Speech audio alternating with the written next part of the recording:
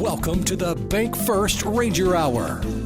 Super Talk Mississippi 93.7 Spotlight on Northwest Community College. And you can listen to our live stream at supertalknorthms.com. Just click on the link for the Bank First Ranger Hour. Now, here's your host, Gary Darby.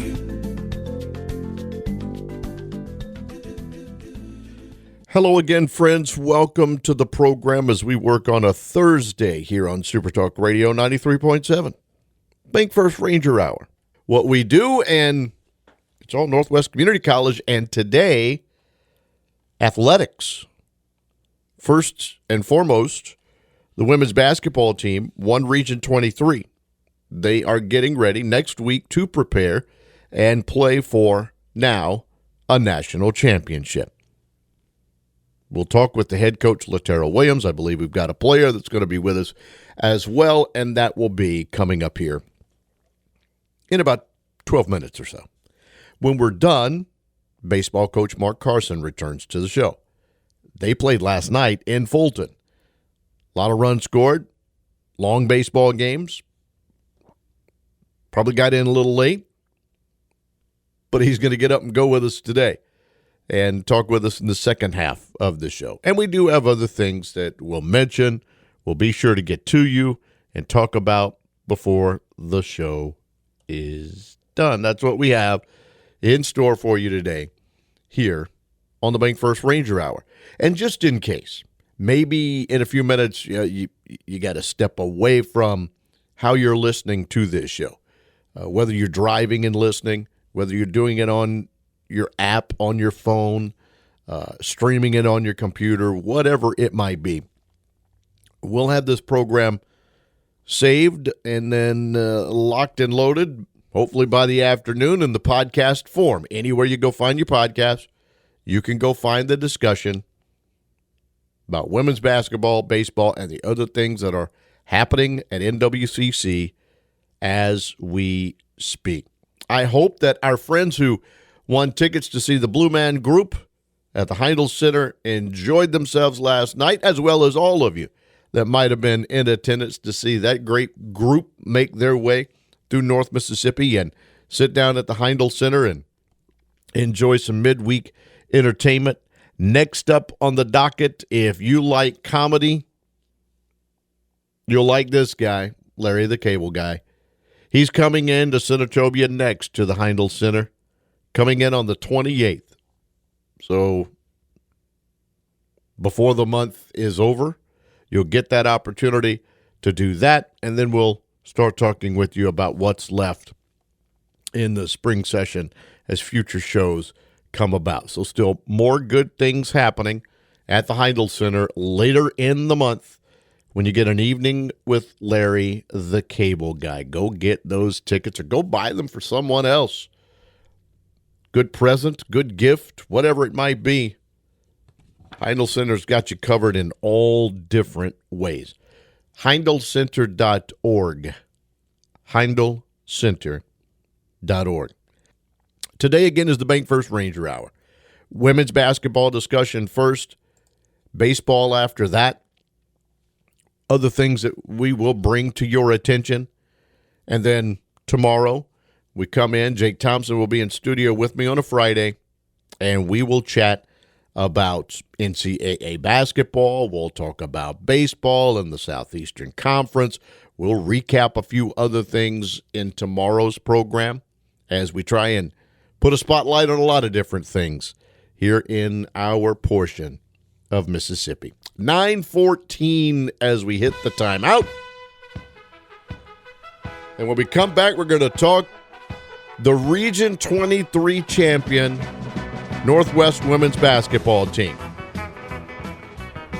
Hang out on this Thursday, March 19th edition of the show.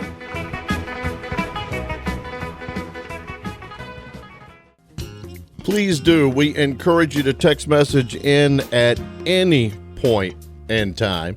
And I do want to, I mentioned the Blue Man Group coming to Northwest, and I hope that our winners of those tickets had a good time. And one of them has text messaged in and said it was a great show last night. So, great. Heindl Center bringing some good things in there. comedy act Larry the Cable Guy coming up by the end of the month. Now let's talk about what's good in women's basketball. They've won a Region 23 championship, 9 straight wins. Friend of the program, Coach LaTaryl Williams, is with us. How you doing, buddy? Good morning, G-Dar. I'm doing great, man. We're still excited about our win from last week. You have to be, right? You know, you took the job, you came here for a reason, and obviously every year you set those goals and you get ready for those things. We've talked about your team all throughout.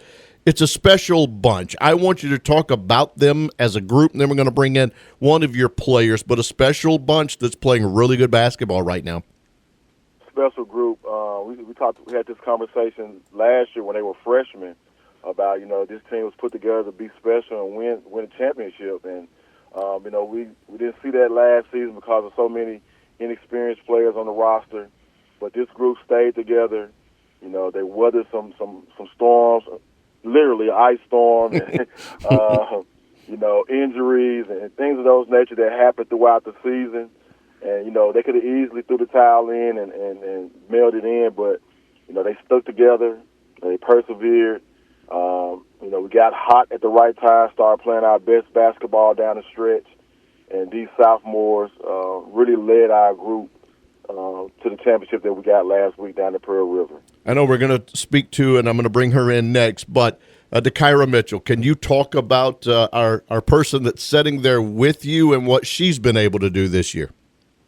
We knew Dekyra was a special player in high school. We recruited her out of Holmes County High School, and, she's just someone that can play basketball at a high level, just very high basketball IQ, understands the game, plays at her own pace, and just a natural born winner. So anytime you have somebody with those characteristics, you want them in your program.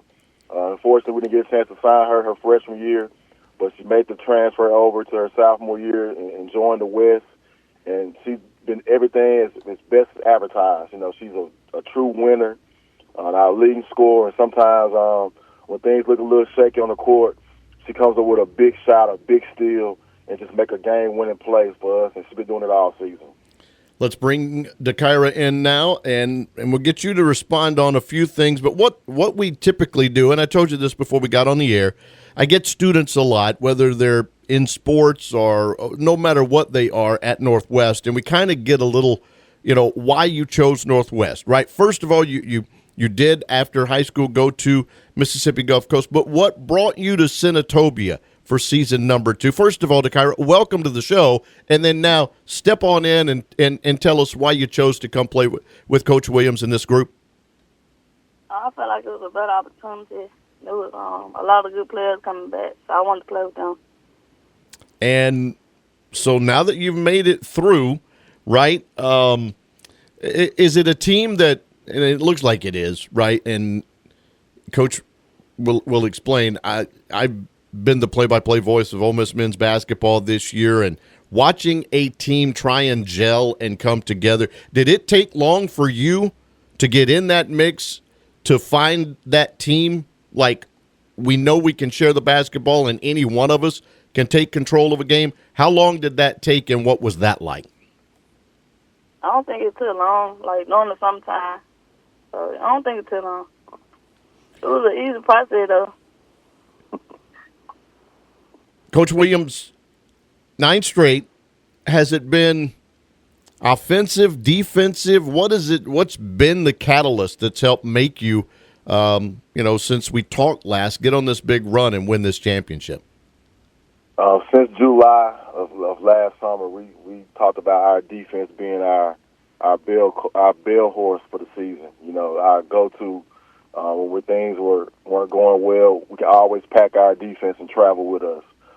And that's one thing these young ladies have been doing at a high level all season, is just defending. You look at the points we're allowing.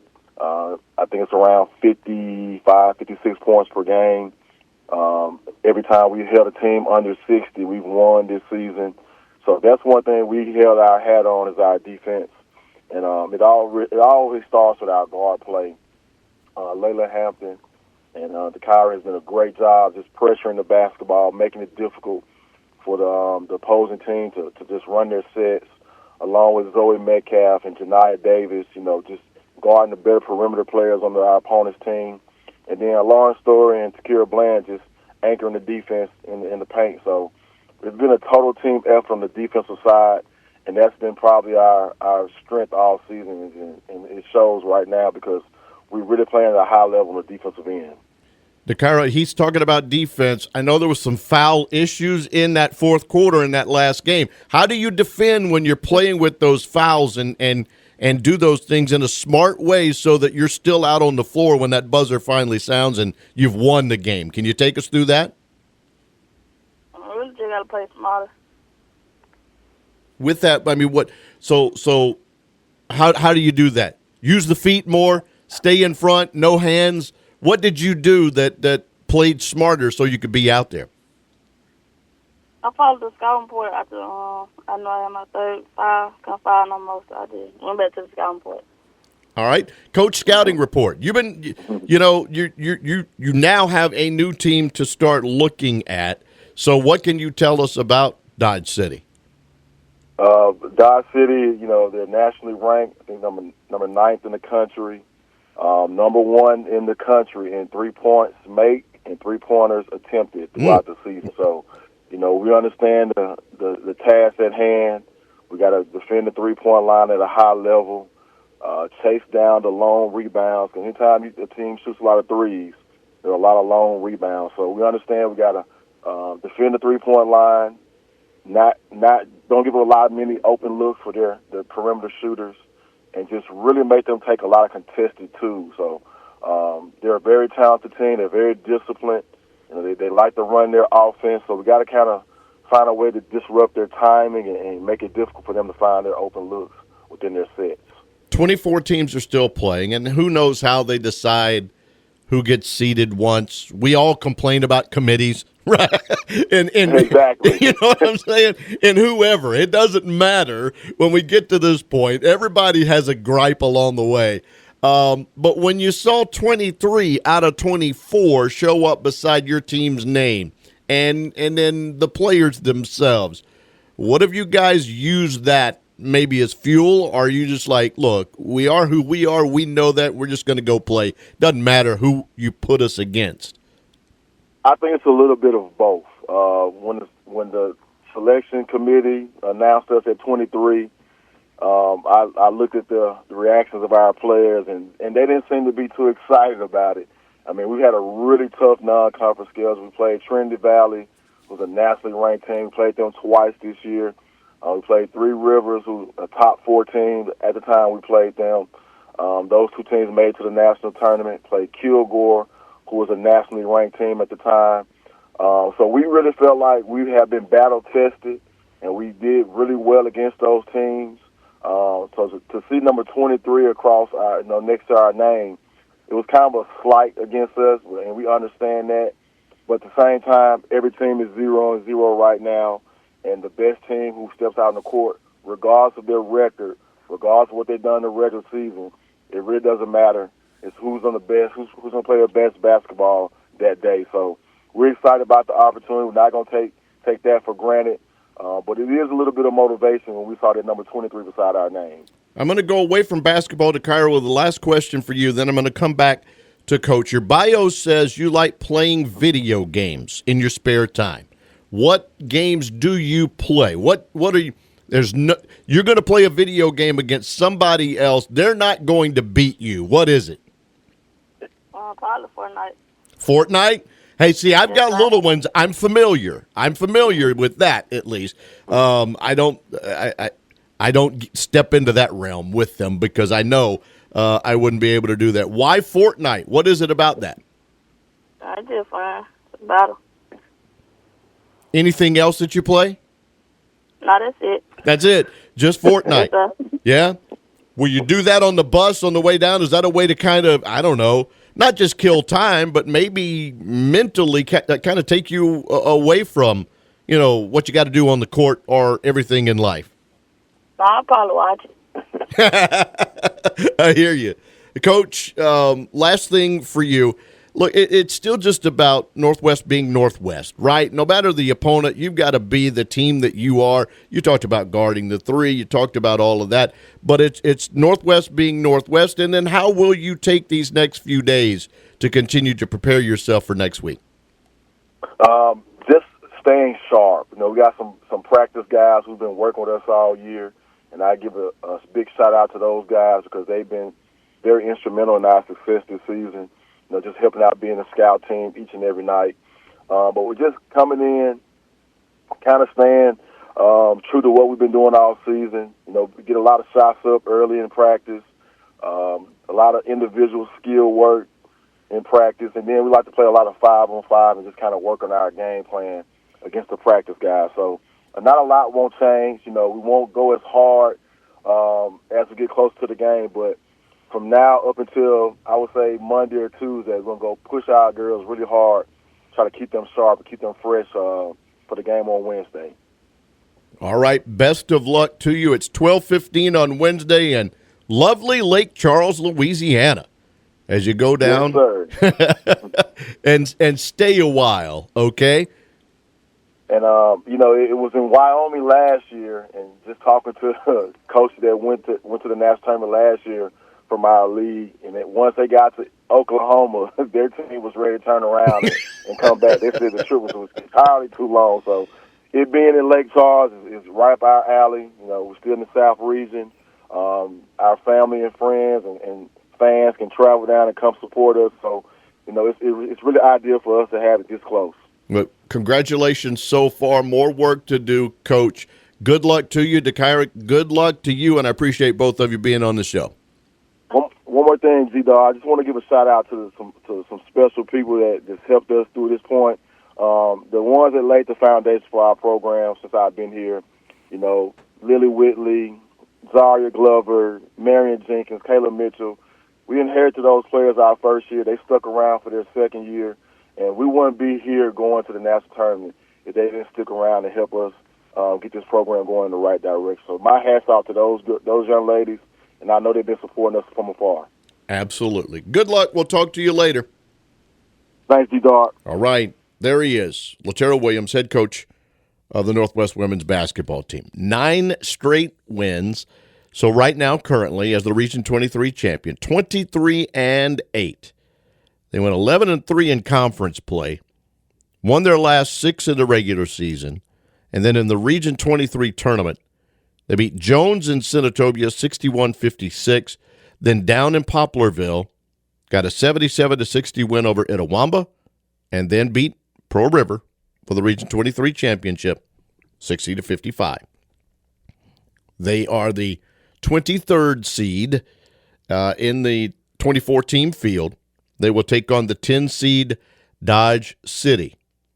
As he said, the Dodge City group takes more threes, makes more threes than anyone else in NJCAA Division I women's basketball. So they'll have to guard that and be ready as they get next week in the NJCAA D1 tournament to take on the Dodge City Conquistadors out of Kansas. So that will be who they go and face, and we congratulate them and Alorian Story, who was on with Coach earlier in the season, and Dekyra Mitchell, who we just heard, both first-team women's basketball all-conference, Layla Hampton, honorable mention.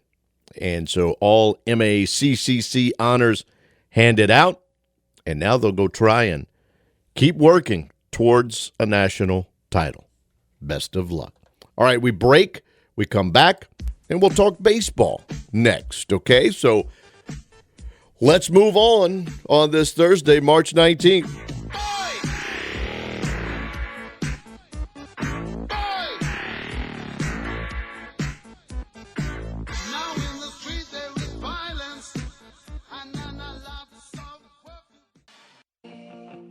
Thanks for listening to the Bank First Ranger Hour, your connection to Northwest Mississippi Community College on SuperTalk Mississippi 93.7 and streaming live at supertalknorthms.com. Just click on the link for the Bank First Ranger Hour.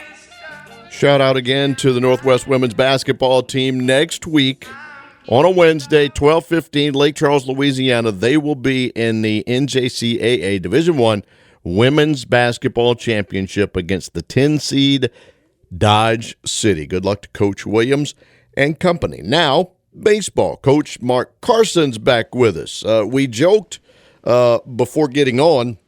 I asked you, had you been to sleep yet? Because I kind of kept up with your games in Fulton last night. I know they were long ones, and so I hope you're okay. You ready, Coach?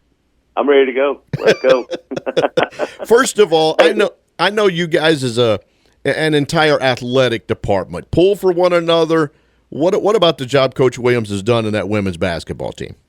You know, after our head coach meeting on Monday, I pulled him to the side and I told him, I said, I know you know this, but enjoy this moment. I said, those Region 23 championships and those trips to the national tournaments, they're precious and they're special, and they don't come around every year. And you know, when you get a chance to be in one like they have, and rightfully so, man, they've been so good all year, and defensively they've been so good, and he's done such a good job with them. I'm so proud for him, and just can't wait to see how they do next week. Challenging schedule early, obviously. Right now, 2-2 inside the conference. 15-10 overall. Just overall thoughts on your team before we talk about kind of the four games you played against East Central and Itawamba in the conference. But some overall thoughts on your group. Yeah, it's been a fun. Well, the preseason was really good. You know, I said when I made the schedule last year on paper, I thought it looked good.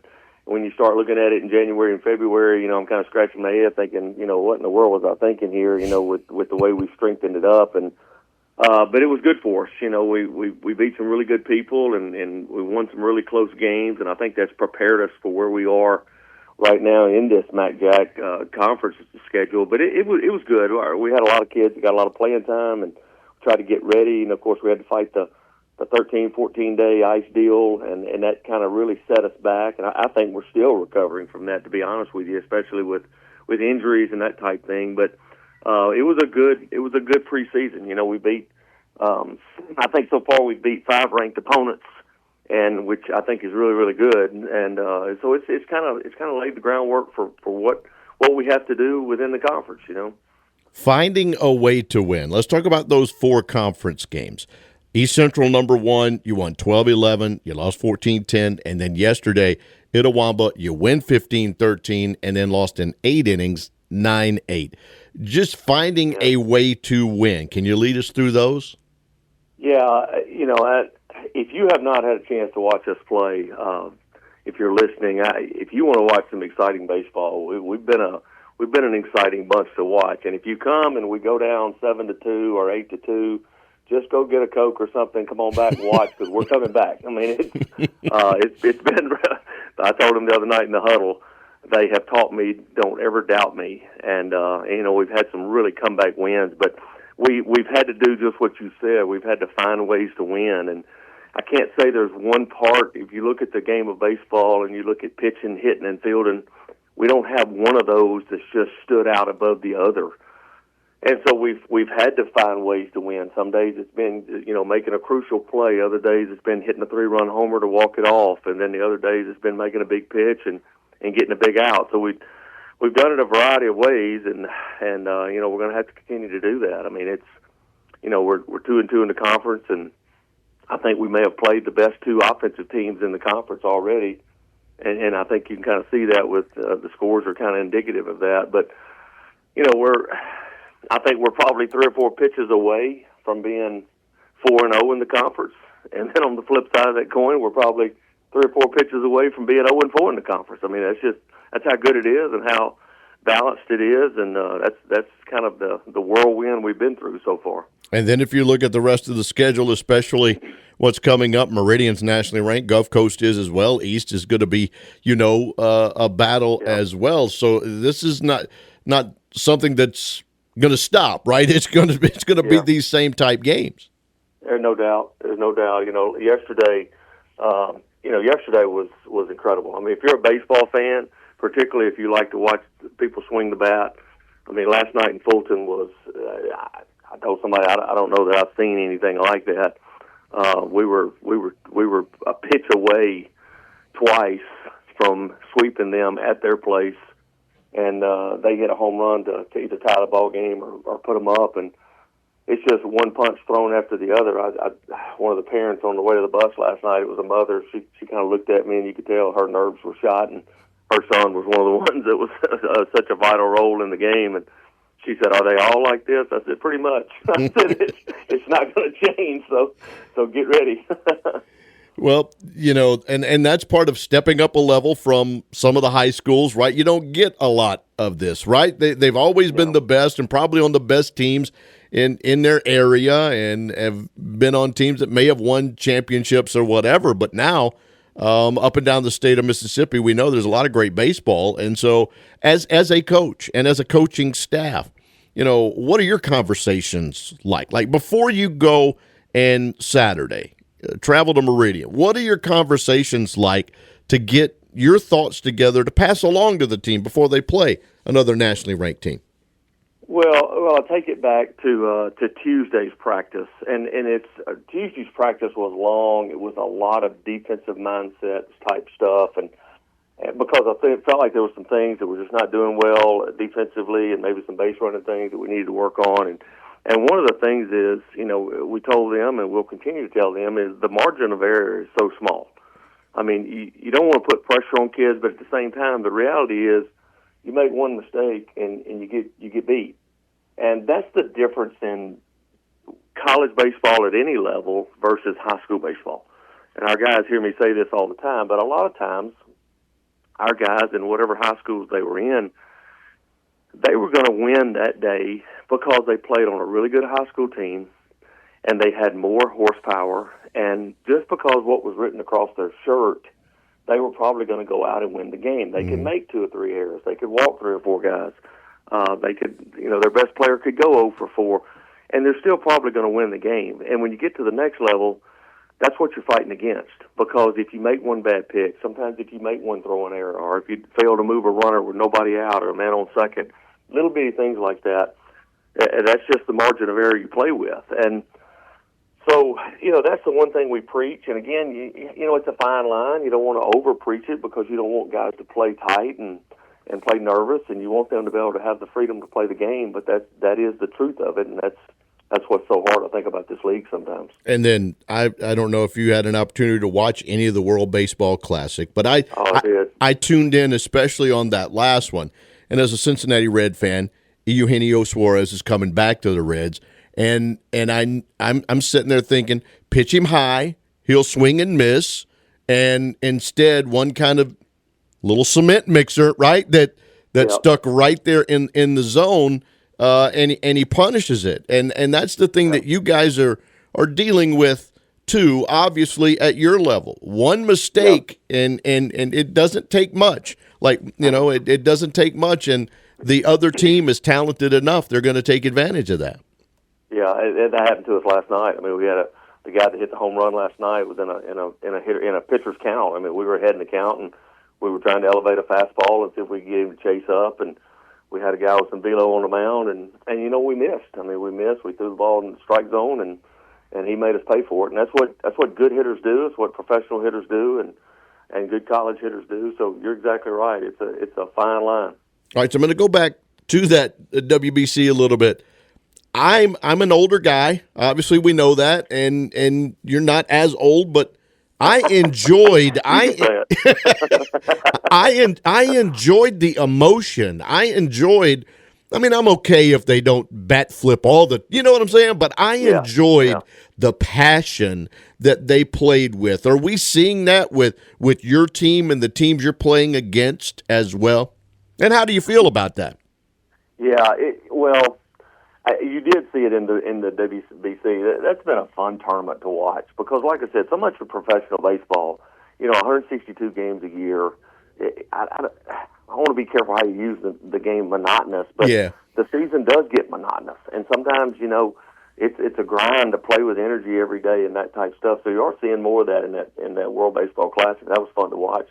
And you see it with our guys that they go through the same thing. I mean, we preach energy all the time, and you're constantly trying to get them to, be energized in the dugout and that type of stuff. But I'm not real big on the bat flipping and all that stuff. I mean, sure, there's times when it happens because of the excitement of the moment.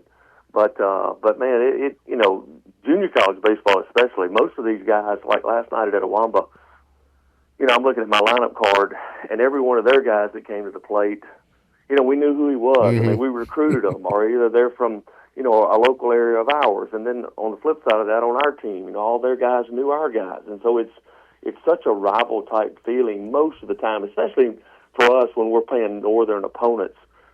Because, like I said, we recruited most of those guys probably and didn't get them for whatever reason, and they didn't get our guys, and so now they get to play against each other, and there is that excitement, that energy of playing against each other, old high school teammates or old high school rivals. So that's fun.